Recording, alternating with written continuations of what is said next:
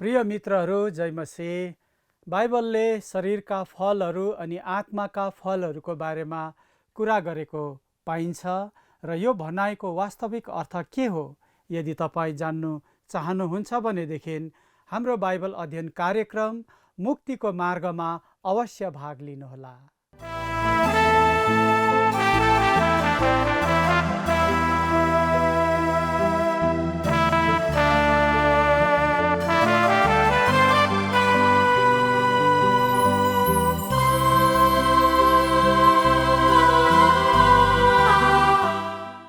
प्रिय मित्रहरू, अहिले तपाईँ हेर्दै हुनुहुन्छ बाइबल अध्ययन कार्यक्रम मुक्तिको मार्ग।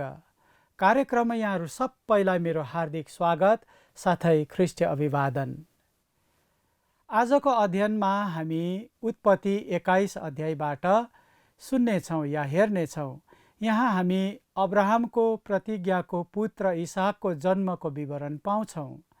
हामी सबै विश्वासीहरूलाई थाहै छ कि येशू ख्रिस्टको जन्म एउटी कन्याद्वारा अर्थात् प्राकृतिक नियम विपरीत भएको एउटा आश्चर्य कर्म थियो। तर त्योभन्दा हजारौँ वर्ष अघि 100 वर्षका अब्राहम अनि 90 वर्षकी साराको मरेतुल्य शरीरबाट उहाँले प्रतिज्ञा गर्नुभएका पुत्र इसाकलाई जन्माएर परमेश्वरले अघि नै देखाइसक्नु भएको थियो कि परमेश्वरको निम्ति कुनै कुरा पनि असम्भव छैन, कुनै कुरा पनि कठिन छैन। इसाकको जन्म मानवीय प्रयत्न थिएन, यो सम्पूर्ण रूपमा परमेश्वरको आश्चर्य कर्म थियो। परमेश्वरको प्रतिज्ञा पूरा हुनलाई मानवीय प्रकाशको आवश्यकता पर्दैन। बप्तिस्मा दिने यूहन्ना अनि प्रभु येशू ख्रिस्टको जन्मले यो भनाइको पुष्टि गर्दछ। प्रियहरू, अब्राहमको पुत्र इसाकको जन्म येशू ख्रिस्टको जन्मको पूर्व छाया हो। परमेश्वरले अब्राहमलाई पुत्र दिने प्रतिज्ञा 25 वर्षपछि पूरा भयो। ठिक उसै गरी परमेश्वरले इस्रायल राष्ट्रलाई भन्नुभएको थियो कि कन्या गर्भवती हुनेछिन् अनि एउटा पुत्र जन्माउने छिन्। अनि यो भविष्यवाणी पूरा भयो। यहुदाको बेथलेहेममा कन्या मरियमको कोखबाट येशू ख्रिस्टको जन्म भयो। आज धेरै भक्तजनहरू येशूको जन्मदिनको बारेमा चर्चा गर्छन्। विभिन्न ऐतिहासिक सत्य हो यो। मानिसको पापबाट उसलाई उद्धार गर्नलाई येशू स्वर्गको वैभव छोडी मानव शरीरमा आउनुभयो अनि इसाक जस्तै मृत्युसम्मै आज्ञाकारी हुनुभयो। येशू हाम्रा पाप बोकेर क्रुसमा मर्नुभयो, चिहानमा गाडिनुभयो अनि तेस्रो दिन मरेकोबाट पुनरुत्थान हुनुभयो।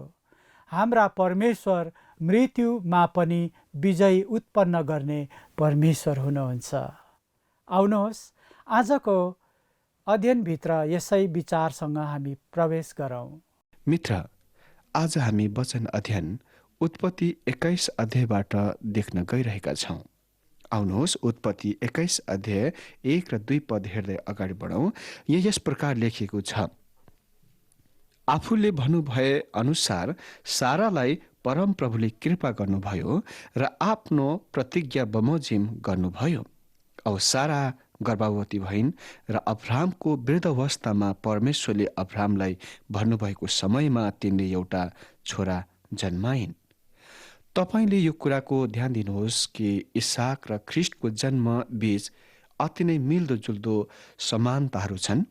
म विश्वास गर्छु कि इसाकको जन्म हामीलाई मानव जातिको अगाडि ख्रिस्ट आउनुभन्दा पहिले यो महान सत्यता स्थापित गर्नलाई दिएको थियो। इसाक परमेश्वरले प्रतिज्ञा गर्नुभएको तोकिएको समयमा जन्मेका थिए र पावल गलाती 4 अध्यायको 4 पदमा भन्छन्, तर जब तोकिएको समय आयो परमेश्वरले आफ्नो पुत्रलाई स्त्रीबाट व्यवस्थाको अधीनमा जन्मेको भई पठाउनु भयो। आगे 21 अध्यायको पद 3 देखि 7 सम्म, साराले तिनीबाट जन्माएको आफ्नो छोराको नाउँ अब्राहमले इसाक राखे। अब्राहमको आफ्नै छोरा इसाक 8 दिनको हुँदा तिनले परमेश्वरको आज्ञा अनुसार त्यसको खतना गरे। तिनको छोरा इसाक जन्मन्दा अब्राहम 100 वर्ष पुगेका थिए। साराले भनिन्, परमेश्वरले मलाई एउटा हाँस्ने कारण दिनुभयो। यो सुन्ने जति सबै मसँगै हाँस्ने छन्। तिनले भनिन्, साराले बालकलाई दूध खुवाउँछे भनेर कसले अब्राहमलाई भनेको हुँदो हो? तापनि तिनको बुढेसकालमा मैले तिनीबाट एउटा छोरा जन्माएँ। यहाँ केही अति नै उल्लेखनीय महत्त्वपूर्ण कुराहरू छन् जुनको हामीले पकड्न आवश्यक छ। सर्वप्रथम इसाकको जन्म आश्चर्य कर्मको जन्म थियो। यो प्राकृतिकको विपरीतको कुरा थियो। रोमी 4 अध्यायमा पावल अब्राहमको बारेमा लेख्छन्। रोमी 4 अध्यायको 19 पदमा, औ तिनी जो प्राय 100 वर्षका थिए आफ्नै मुर्दा शरीरको र साराको मुर्दा शरीरको कोखको अवस्था जानेर पनि विश्वासमा कति पनि कमजोर भएनन्। मृत्युबाट परमेश्वरले जीवन ल्याउनुहुन्छ। यो आश्चर्य कर्मको जन्म हो। हामीले यो तथ्यमा आफ्नो ध्यान आकर्षण गर्न आवश्यक छ कि परमेश्वरले ख्रिस्टको अलौकिक जन्मलाई केही अनौठो वा नौलो तरिकामा यस पृथ्वीमा झट्ट ल्याउनु भएन। उहाँले यसको लागि मानिसहरूलाई तयार गर्नुभयो। त्यसकारण त धेरै समय अगाडि यहाँ इसाकको जन्ममा हामीसँग आश्चर्यजनकको जन्म छ। यहाँ हामी यो कुरा पनि देख्छौँ कि परमेश्वरले दुवै सारा र अब्राहमसँग व्यक्तिगत तवरमा व्यवहार गर्नु पर्यो। तिनीहरूले यो कुराको महसुस गर्न परेको थियो कि तिनीहरूले आफ्नै कोसिसमा केही गर्न सक्दैनथे। मतलब तिनीहरूको लागि बच्चा पाउन असम्भवको कुरा थियो। अब्राहम 100 वर्षका छन् र सारा 90 वर्षको। अर्को शब्दमा इसाकको जन्म त्यस्तो जन्म हुनु पर्दछ जुनसँग गर्नुपर्ने मानवीय प्रयत्न केही छैन। यो पूर्ण रूपमा परमेश्वरबाट थियो, किनकि उहाँले यसको प्रतिज्ञा गर्नुभएको थियो। अनि 21 अध्यायको पद 8मा भनिएको छ, अनि बालक बढ्दै गयो र त्यसले दूध खान छोड्यो। औ इसाकले दूध खान छोडेको दिन अब्राहमले एउटा ठूलो भोज दिए। यो सानो बालक पहिले त आमाको दूध खाएर बाँच्यो, तर त्यो दिन आयो तिनले दूध खान छोडे। मित्र, यस कुरासँग पनि तपाईँ र मेरो निम्ति विशेष पाठ छ। हामीलाई पत्रुसको पत्रीमा भनिएको छ। ध्यान लगाएर सुन्नुहोस् है। पहिलो पत्रुस 2 अध्यायको 2 पदमा, नयाँ जन्मेका बालकहरू जस्तै छल रहितको आत्मिक दूधको तृष्णा गर र त्यसबाट तिमीहरू मुक्तिको निम्ति बढ्दै जाऊ। तपाईले याद गर्नुभएको होला, जब आमाले कोक्रोमा भएको नानीको लागि दूध दानी तयार गरिरहेकी हुन्छन्, नानीको सबै शरीर काम गरिरहेको हुन्छ, चहल पहल गरिरहेको हुन्छ। कहिले कहीँ आफ्नो खुट्टा माथि उचाल्छ, कहिले कहीँ हात उचाल्छ, पछाड्छ र तीखो स्वरमा चिल्लाउँछ। तिनी आफ्नो बोतल चाहन्छ। नयाँ जन्मेका बालकहरू जस्तै छल रहितको आत्मिक दूधको तृष्णा गर र त्यसबाट तिमीहरू मुक्तिको निम्ति बढ्दै जाऊ। मित्र, परमेश्वरको वचनको दूधको लागि तृष्णा गर्न त्यस किसिमको नयाँ आत्मिक बालक क्रिस्चियन हुन अति नै सुन्दर कुरा हो। तर दिन आउँछ तब एक परिपक्व विश्वासीको रूपमा बढ्न आरम्भ गर्न तयारी हुनुपर्छ। खाली भजन सङ्ग्रह 23 र यूहन्ना 14 अध्याय मात्र र केही सुन्दर बाइबलका प्रतिज्ञाका पदहरू मात्र नपढेर पुरा बाइबल पढ्न आरम्भ गर्नुपर्छ। हरेक व्यक्ति विश्वासमा बढ्नुपर्छ। हरेक समय खाली आत्मिक बालक बन्नु हुँदैन। हिब्रू 5 अध्यायको 13 र 14 पदमा परमेश्वरको अर्तीलाई ध्यान दिनुहोस् भनिएको छ। हिब्रू 5 अध्यायको 13 र 14 पदमा, किनभने दूधको सहभागी हुने हरेक मानिस धार्मिकताको वचनको अनुभव गर्न नसक्ने हुन्छ, किनकि त्यो बालकै हुन्छ। तर खदिलो खाने कुरा चाहिँ पूरा बढेका मानिसहरूको निम्ति हो। मेरो विश्वासी मित्र, आत्मिक परिपक्वतामा बढ्नुहोस्। यसपछि हामी देख्छौँ हागार र इस्माइललाई घरबाट फ्याँकिन्दछ। पद 9 र 10 मा भनेको छ, एक दिन मिश्री हागरले अब्राहमबाट जन्माएको छोरालाई आफ्नो छोरा इसाकसँग ठट्टा गरिरहेको साराले देखिन्। यसै कारण तिनले अब्राहमलाई भनिन्, यस कमारीलाई त्यसको छोरासँगै निकालिदिनुहोस्, किनकि यस कमारीको छोरो मेरो छोरा इसाकसँग उत्तराधिकारी हुन पाउने छैन। अहिले यो सानो बालक इसाक त्यस परिवारमा जन्मेकोले निश्चय नै परिवारमा ठूलो समस्याको खडा गर्यो। हामी यहाँ देख्छौँ कि हागरको छोरा इस्माइलले इसाकलाई ठट्टा गरिरहेको छ, जिस्काइरहेको छ। अहिले हामी इस्माइलको चरित्र र स्वभावको देख्न आरम्भ गरिरहेका छौँ। यस बिन्दुसम्म तिनी अति नै सुन्दर केटा देखिन्छन्, तर त्यस परिवारमा अर्को छोरा आउने बित्तिकै इस्माइलले वास्तवमा आफ्नो सत्य चरित्रको स्वभावको प्रकट गराउँदछ। यो एक नमुना हो जुनले यो पनि प्रकट गर्दछ कि विश्वासीहरूसँग पनि दुई स्वभाव छन्। जबसम्म तपाईँ विश्वास गरी ख्रिस्टमा आउनुहुन्न तबसम्म तपाईसँग पुरानो स्वभाव हुन्छ र त्यो पुरानो स्वभावले तपाईँलाई नियन्त्रण गर्दछ। तपाईँ आफूले इच्छा गरे अनुसार काम गर्नुहुन्छ, तर जब तपाईँ ख्रिस्टमा विश्वास गरी नयाँ जन्म पाउनुहुन्छ तपाईँ नयाँ स्वभाव पाउनुहुन्छ।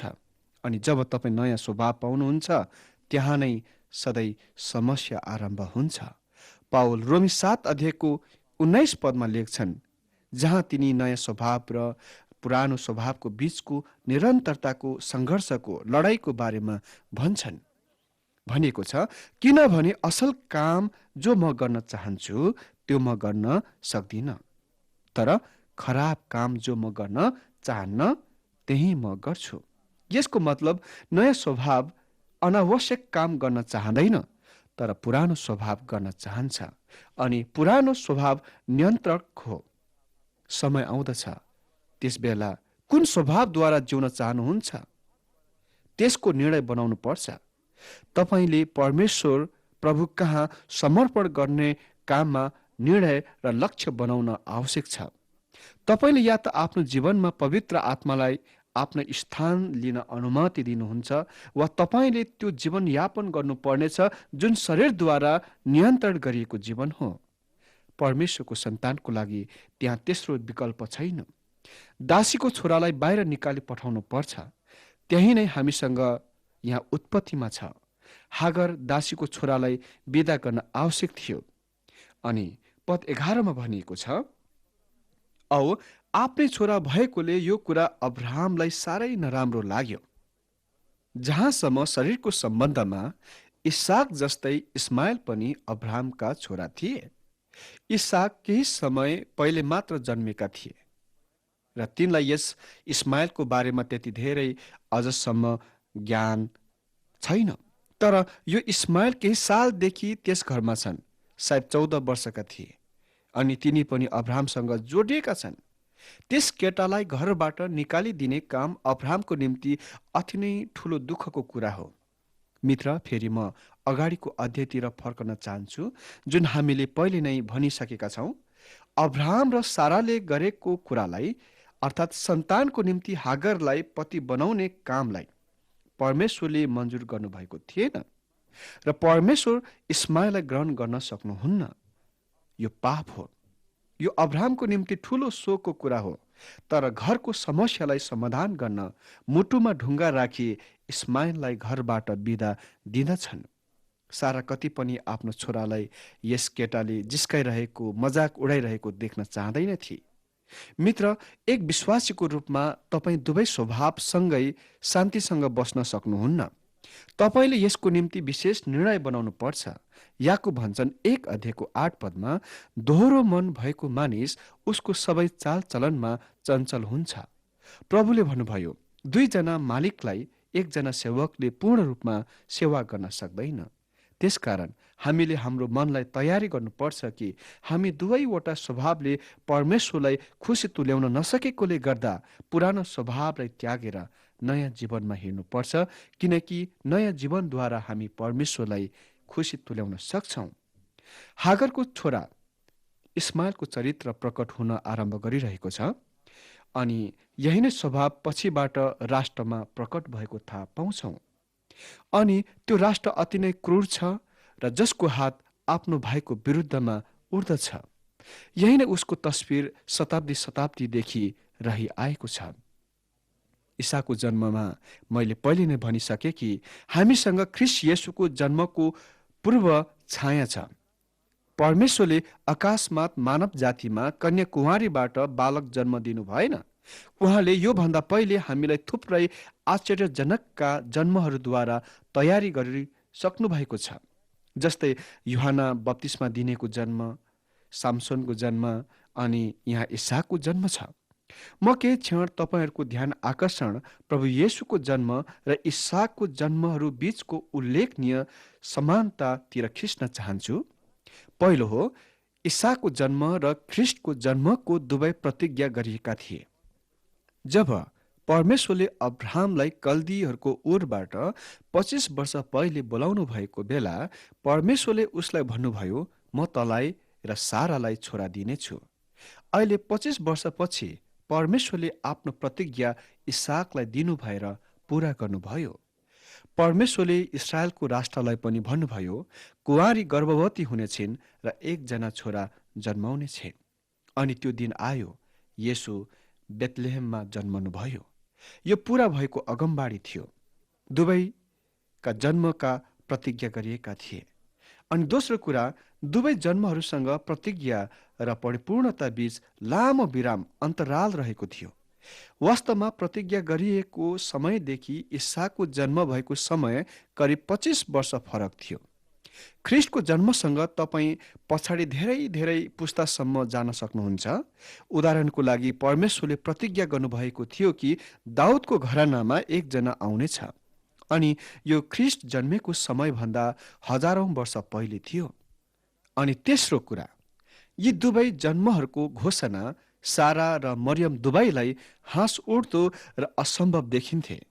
तपाईलाई स्मरणै होला कि परमेश्वरका दूत सदोमतिर जाँदा तिनीहरू आए र भेटघाट गरे र तिनीहरूले इसाकको जन्मको घोषणा गरे। यो असम्भव देखिन्थ्यो। सारा हाँसिन् र भनिन्, यो कति पनि हुन नसक्ने कुरा हो, यो विश्वास गर्न असम्भव छ। अनि कन्याबाटको जन्मको बारेमा मरियमले पनि प्रश्न उठाइन्। जब स्वर्गदूतले घोषणा गरे, तिनले भनिन्, यो कसरी हुन सक्छ? म कुनै पुरुषसँग सुतेको छुइनँ। अनि चौथो कुरा, दुवै इसाक र येशूको जन्मनु भन्दा पहिले नाम राखे। अब्राहम र सारालाई भनियो कि तिनीहरूले एउटा छोरा जन्माउनेछन् र उसको नाम इसाक राख्नेछन्। अनि येशू ख्रीष्टको जन्मसँग पनि हामी थाहा पाउँछौँ कि उहाँलाई जन्मनुभन्दा पहिले नाम राखियो। मत्ती 1:21 स्वर्गदूतले युसुफलाई भन्नुभयो, उसको नाम येशू राख्नेछौ, किनकि उहाँले मानिसहरूलाई तिनीहरूका पापहरूबाट बचाउनु हुनेछ। अनि पाँचौं समानता के देख्छौँ भने दुवै जन्म परमेश्वरको निर्धारित तोकिएको समयमा भएको थियो। उत्पत्ति 21:2 हामी पढ्छौँ, अब्राहमलाई भन्नुभएको समयमा तिनले एउटा छोरा जन्माए। अनि येशू ख्रीष्टको जन्मको सम्बन्धमा हामी पावलले भनेका कुरालाई ध्यान दियौँ। गलाती 4:4 तर जब तोकिएको समय आयो, परमेश्वरले आफ्नो पुत्रलाई स्त्रीबाट व्यवस्थाको अधीनमा जन्मेको भएर पठाउनु भयो। अनि छैटौं समानता हामी के देख्छौँ भने दुवै जन्महरू आश्चर्यजनकका थिए। यसमा कुनै मानिससँग कुनै पनि प्रयत्न वा गर्नुपर्ने भाग छैन। अनि सातौं कुरा देख्छौँ, दुवै छोराहरू आफ्ना पितातर्फ आज्ञाकारी थिए, मृत्युसम्मै। 22 अध्यायमा हामी देख्छौँ, यो इसाकलाई पिताद्वारा बलि चढाउन लगिन्दछ। त्यसबेला इसाक 8-9 वर्षका थिएनन्, तिनी करिब 33 वर्षका थिए। तर पनि तिनी मृत्युसम्मै पितातर्फ आज्ञाकारी रहे। त्यही नै यीशु ख्रीष्टको जीवनमा पनि सत्य थियो। मित्र, इसाकको जन्म र जीवनमा ख्रीष्टको जीवन र जन्मको सुन्दर तस्बिर छ। अनि 8औं समानता हामी के देख्छौँ भने इसाकको आश्चर्यजनकको जन्मले ख्रीष्टको पुनरुत्थानको तस्बिर दिँदछ। हामीले पहिले नै टिप्पण गरिसकेका छौँ रोमी 4:19 कि अब्राहम आफ्नो मुर्दा शरीरको र साराको मुर्दा शरीरको कोखको अवस्थामा इसाक जन्मे। मित्र, मृत्युबाट जीवन आए थियो, त्यो पुनरुत्थान हो। पाउलले यो कुरामा जोड दिएपछि तिनी येशू ख्रिस्टको बारेमा निरन्तर यो भन्छन्। रोमी 4 अध्यायको 25 पदमा प्रभु येशू हाम्रो अपराधको निम्ति सुम्पिनुभयो र हामी धर्मी ठहरिनलाई ब्योतनुभयो। मित्र, इसाकमा हामी प्रभु येशू ख्रिस्टको थुप्रै मिल्दो जुल्दो तस्बिर देख्छौँ। अहिले निम्न पदहरूमा हामी देख्छौँ कि परमेश्वर अब्राहमसँग साथै हागरसँग र उनको छोरा इस्माइलसँग कति अनुग्रही रूपमा व्यवहार गर्नुहुन्छ। 21 अध्यायको पद 12 मा भनिएको छ, तर परमेश्वरले अब्राहमलाई भन्नुभयो, त्यो बालक र तेरी कमारीको निम्ति तैँले चिन्ता नगरी। साराले तँलाई जसो भन्छ सोही बमोजिम गर, किनकि इसाकबाट नै तेरो वंशको नाउँ रहनेछ। परमेश्वरले अब्राहमलाई स्पष्ट पारिदिनुहुन्छ कि उहाँ इस्माइललाई प्रतिज्ञा गरेको तिनको छोराको रूपमा ग्रहण गर्नुहुने छैन।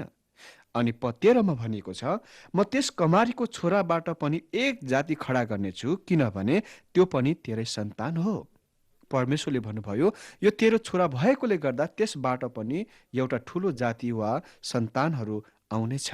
अनि पद 14 देखि 21 मा भनिएको छ, अब्राहम बिहानै उठेर रोटी पानीको एउटा मशक हागरको कानमा राखिदिए र बालकलाई पनि त्यसकै साथ लगाएर विदा गरिदिए। अनि हागरले बेर्सेबाको वन हुँदो डुल्न लागि। जब मशकको पानी सिद्धियो तब बालकलाई एउटा पोथ्रामा छोडेर आफै चाहिँ उतापट्टि एक काँडको दूरीसम्म बसी, किनकि मैले यो बालक मरेको हेर्न नपरोस् भनी त्यसले मनमा सोची। औ त्यो त्यहाँ बसेर डाको छोडी छोडी रुन लागि। परमेश्वरले बालकको स्वर सुन्नुभयो। परमेश्वरको दूतले स्वर्गीयबाट हागरलाई हपारेर भने, ए हागर, तँलाई के दुख पर्यो? नडरा, किनभने बालक भएको ठाउँबाट त्यसको स्वर परमेश्वरले सुन्नुभएको छ। उठ, गएर बालकलाई उठा र तेरो हातले बलियो गरी पक्रिनै राख, किनभने म त्यसबाट एउटा ठुलो जाति खडा गर्नेछु। तब परमेश्वरले त्यसको आँखा खोलिदिनुभयो र त्यसले एउटा पानीको कुवा देखी र गएर मशकमा पानी भरेर बालकलाई पिउन दिए। अनि परमेश्वर त्यस बालकको साथ रहनुभयो। त्यो बढ्दै गयो र वनमा बसेर एक धनुधारी बन्यो। त्यो पारानको वनमा बस्यो र त्यसकी आमाले त्यसको लागि मिश्रबाट एउटी स्वास्नी ल्याइदिए। यही नै इस्माइलको कथा हो। शास्त्रले इस्माइलको लाइनलाई पुरा निकालिदिनु भएको छ। अबदेखि उहाँ यस लाइनको पछ्याउनु हुने छैन। तर उसका सन्तानहरू जो अरब हुन् त्यस मरुस्थलमा आज पनि अझै त्यहाँ छन्। यसपछि हामी देख्छौँ बेर्सेबामा अबिमेलेक र अब्राहम। पद 22 देखि 23 मा भनिएको छ, त्यसबेला अबिमेलेक र तिनका सेनापति पिकोलले अब्राहमलाई भने, तपाईले गर्नुभएका सबै काममा परमेश्वर तपाईसँग हुनुहुँदो रहेछ भन्ने मलाई थाहा भयो। यसकारण यहाँ मसित परमेश्वरको नाउँमा शपथ हाल्नुहोस् कि तपाईँ मसँग वा मेरा छोराछोरीसँग अथवा मेरा नाति पनातीसँग छल कपटको व्यवहार गर्नुहुने छैन, तर मैले तपाईँसँग गरेको कृपा अनुसार नै मसँग र तपाईँ बस्नुभएको देशसँग गर्नुहोला। अर्को शब्दमा अबिमेलेक अब्राहमसँग सम्झौता गर्न वा सन्धि कायम गर्न चाहन्छ अनि यसको कारण तिनीहरू अहिले असल मित्र बने। पद 32 देखि 33 मा भनिएको छ, यसरी तिनीहरूले बेर्सेबामा आपसमा करार बाँधे। तब अबिमेलेक र तिनका सेनापति पिकोल पलिस्तीहरूको देशमा फर्के। अब्राहमले बेर्सेबामा एउटा झ्याउको बोट रोपे र त्यहाँ आदि अनन्तका परमेश्वरको नाउँको पुकारा गरे। अब्राहम जहाँ गए तापनि परमेश्वरको नाउँ पुकारा गरिरहेका छन्। अन्तिम पद 34 मा भनिएको छ, त्यसपछि अब्राहम पलिस्तीहरूको देशमा धेरै दिनसम्म बसोबास गरे। हामीलाई पछिबाट यो भनिएको छ कि अब्राहम परमेश्वरले तिनलाई देखाउनु भएको देशमा सधैँ परदेशी र यात्री थिए। अनि यहाँ हामी त्यस तथ्यको केही झलक देख्छौँ। तिनले चाहेको तृष्णा गरेको देश यो संसारको देश र स्थान थिएन। तिनी त खालि परदेशी थिए, तर तिनको मन लाग्ने खास स्थान त स्वर्गीय स्थान थियो, जुन तिनको अनन्त अनन्तको घर थियो। अनि त्यही नै तपाईँ र मेरो खास घर हो। त्यो नै सधैँभरि रहने अनन्त अनन्तको घर हो। अहिलेसम्म अध्ययनमा रहनुभएको निम्ति धन्यवाद छ सबैलाई। आजको अध्ययनमा हामीले धेरै कुराहरू बुझ्ने अवसर पायौँ, जसको निम्ति परमेश्वरको महिमा भएको होस्। हामीले हेऱ्यौँ कि परमेश्वरले निसन्तान वृद्ध र वृद्ध दम्पतिलाई सन्तान दिने प्रतिज्ञा गर्नुभयो, तर उनीहरूको अवस्था हेर्दा त्यो सम्भव जस्तो थिएन। यसैले उनीहरूले आफ्नै बुद्धि लगाए। अब्राहमले साराको सल्लाहमा लागेर हागारलाई उपपत्नी तुल्याए अनि त्यो विवाहबाट सन्तान पनि जन्म्यो, तर त्यो सम्बन्धलाई परमेश्वरले मन्जुर गर्नु भएन। त्यस जमानामा सन्तान नभएको अवस्थामा अन्य मानिसहरूमा बहुविवाहको चलनमा भए तापनि, अर्थात् अरू मानिसहरू अन्य जातिहरूमा बहुविवाहको चलन भए तापनि परमेश्वरका जनहरूमा त्यस्तो चलन परमेश्वरले स्वीकार्नु भएन, न त स्वीकार्नुहुन्छ। यो सम्बन्ध स्वीकृत नभएपछि त्यसबाट जन्मेको छोरालाई पनि स्वीकार गर्नु भएन। परमेश्वरले इस्माएलबाट होइन, इसाकबाट नै संसारमा उद्धारकर्ता पठाउने योजना बनाउनु भएको कारण अब्राहमले इस्माएललाई बिदा गर्नु पर्यो। यहाँ हामी इसाकलाई आत्माको फलको रूपमा देख्छौँ भने इस्माएललाई शरीरको फलको रूपमा। प्रभु नचिनेको अवस्थामा हामी शरीरको फलमा आनन्द हुन्छौँ, अर्थात् आनन्दित हुन्छौँ वा सबै कुराहरूमा शरीरका फलहरू फलाउँछौँ। तर प्रभु पाएपछि आत्माको फल फलाउँछौँ र त्यसैमा आनन्दित हुन्छौँ। प्रभु पाएपछि हामीमा नयाँ स्वभाव आउँछ। यदि यस्तो नभए हामीले प्रभु पायौँ भनी निश्चित हुन सक्दैनौँ। प्रियहरू, इसाई धर्म पालन गर्नेहरू धेरै हुन्छन्, तर इसाई भएपछि पुरानो स्वभाव त्यागेर नयाँ स्वभाव अर्थात् पवित्र आत्माको नियन्त्रणमा हिँड्ने मानिसहरू थोरै हुन्छन्। यसैले आफूले आफूलाई जाँच गरौँ, हामी कसको नियन्त्रणमा छौँ, शरीरको या आत्माको? शरीरको नियन्त्रणमा छौँ भने हामीले प्रभु पाएका छौँ भन्न सक्दैनौँ, तर पवित्र आत्माको नियन्त्रणमा छौँ भने र अनावश्यक कामहरू गरिरहेका छैनौँ भने हामी भन्न सक्छौँ हामीले प्रभु पाएका छौँ। आउनुहोस् छोटो प्रार्थनासहित आजको अध्ययनलाई समाप्त गरौँ। सर्वशक्तिमान परमेश्वर बुवा, धन्यवाद छ तपाईँको पवित्र वचन हामीलाई दिनुभएको छ र प्रभु तपाईँको वचनबाट हामीसँग प्रशस्त बोल्नु भएको छ। आज तपाईँको वचनमा भाग लिने, अध्ययनमा भाग लिने हरेक तपाईँको छोराछोरीलाई आशीर्वाद दिनुहोस् र प्रभु उनीहरूको व्यक्तिगत जीवनमा आत्मिक उन्नतिको बाटोतिर बढ्नलाई सहायता गर्नुहोस्। परिवारमा, मण्डलीमा आशिष दिनुहोस्। सानो बिन्ती प्रभु येशू ख्रीष्टको जिउँदो अनि पवित्र नाउँमा, आमेन।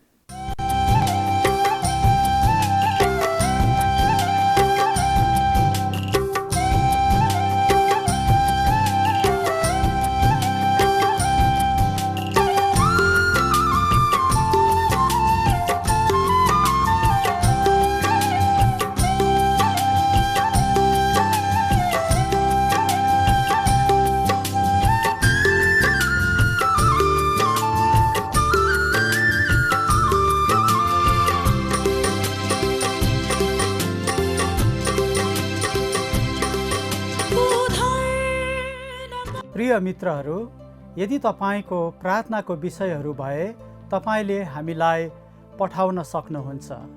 तपाईँले हामीलाई सम्पर्क राख्नको लागि हाम्रो फोन नम्बर रहेको छ 8653609459 अनि तपाईँले हामीलाई मिस कल पनि गर्न सक्नुहुन्छ अनि तपाईँको मिस कल अनुसार हामी तपाईँलाई फोन गर्नेछौँ। हाम्रो मिस कलको लागि नम्बर छ 04449081269। हस् त मित्रहरू, हामी अर्को कार्यक्रममा फेरि भेट्ने नै छौँ। आजको लागि यहीँ बिदा चाहन्छौँ। जय मसीह।